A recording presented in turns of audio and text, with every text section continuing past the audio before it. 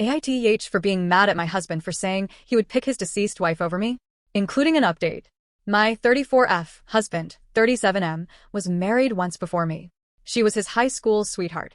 They started dating their junior year, survived long distance during college, and got married when they were both 23 very shortly after graduating college.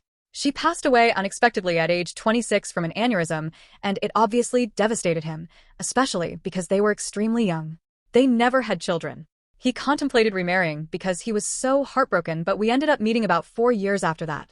We got married when I was 31 and he was 34 and have 2 children. Last night, we were at a friend potluck gathering. Everything was going well until one of our friends brought up a new topic that had to do with relationships. She is newly divorced, so it was about her divorce. Others were chiming in with past relationships from high school, college, etc.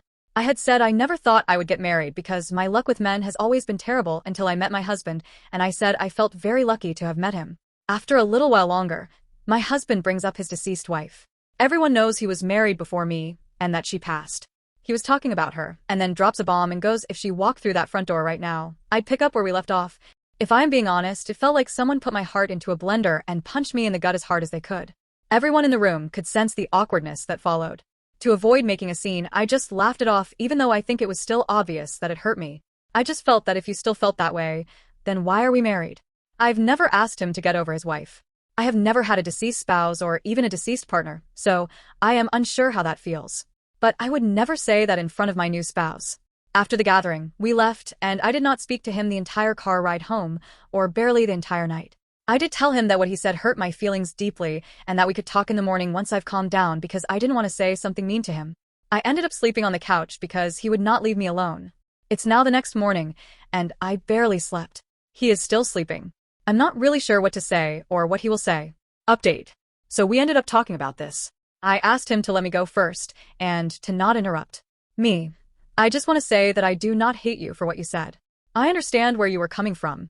She died, and it was something neither of you saw coming. I could never ask you to get over her or to forget her because I know how much you loved her. She was your first love. I do understand that if she hadn't passed, we likely would not be together, and you two likely would be. I have always understood this. But to say what you said hurt my feelings and embarrassed me. And even though her coming back from the dead is impossible, if it were, you would leave me and the children? It was probably one of the worst things anyone has ever said to me. It is clear your feelings about her are still raw, and it still hurts, and I want you to get counseling for yourself, and as a couple very, very soon.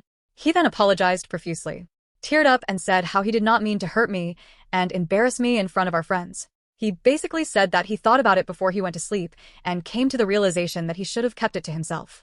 I mean, I can't be angry for what he thinks. He loved her, and she died. His feelings are also valid here. Also said that he would never leave me and the children, and that what he said was just a poorly thought out and poorly worded statement. That he was not thinking clearly, and when he said it, he immediately felt that maybe it came out wrong. I asked him how he would feel if I said that to him. He said he understand, and that he shouldn't have said it. I know you aren't happy. I should have apologized in front of everyone as soon as I said it or not have said it at all. After some silence, he asked me if I wanted to divorce. So I asked him why he would think I would want a divorce just to see what he would say. He says he doesn't know. I didn't answer his question and said we needed to look into counseling, that he needed to get it for himself, and that we would go to couples counseling. And if the answer is no, I am not interested in moving forward. This isn't 100% about the comment anymore. I need to know if he is willing to make the necessary changes and put in the work to fix what he messed up. Because if he were to dismiss my feelings or not want counseling, it means he doesn't think this was that serious and that he may not take me seriously. I also said this to him. Some of the comments also told me to take the kids elsewhere. I agreed with this because it would be difficult to get through this while also parenting. I've got a very young daughter and a son that is a toddler. They are currently with my parents for the weekend, and I'll be getting them Sunday night, so this gives us time to really work. He suggested he sleep on the couch instead of me. I have nowhere else to go.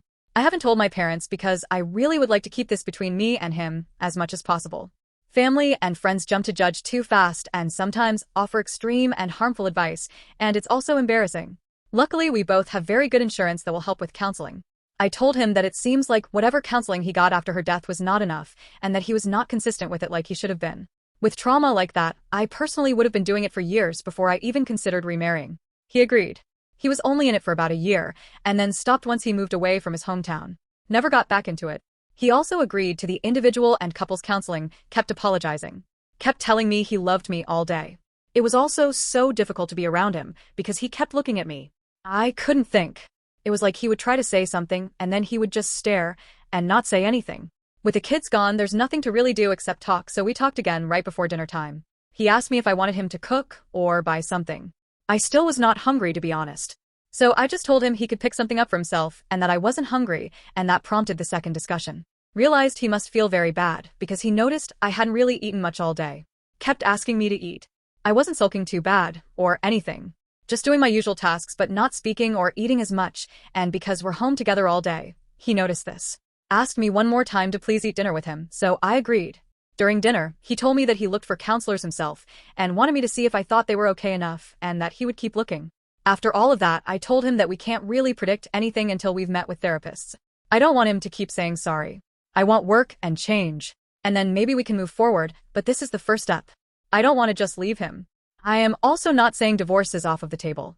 I think he is still hurting from her death, and his judgment is very, very clouded. If he didn't love me, I doubt he would have apologized so many times and looked for counselors on his own. A man that doesn't love me probably would have made me look or rejected going altogether. Many people were suggesting this. I do not think he doesn't love me. I thought of this myself and cried about it. Thought of my children. Cried more. I'm not staying for the kids. I'm staying because I want to at least try to fix. If it cannot be fixed, then at least I tried. We were also very close. Some people were asking how close we were prior to marriage, I guess as a way to gauge the difference between their relationship and our relationship, maybe to see if he settled. He was always very romantic, caring, and sweet to me. We've never yelled at each other. When we first started dating, he would plan dates, surprise me, brag about me to his friends. So that's why I am very confused on why he would blurt that. Unless it was just very poor brain and mouth coordination. I also told him that I may get a counselor for myself. I don't think I need one. Someone suggested this. But I think he needs it more than I do. If I do get one, it's because I don't want to potentially resent him or doubt myself. There could be another update in the future. Not opposed to making one. Thank you all for your kind words and support. I've also responded to everyone that texted me, which was everyone there at the potluck that has my number. 3 people.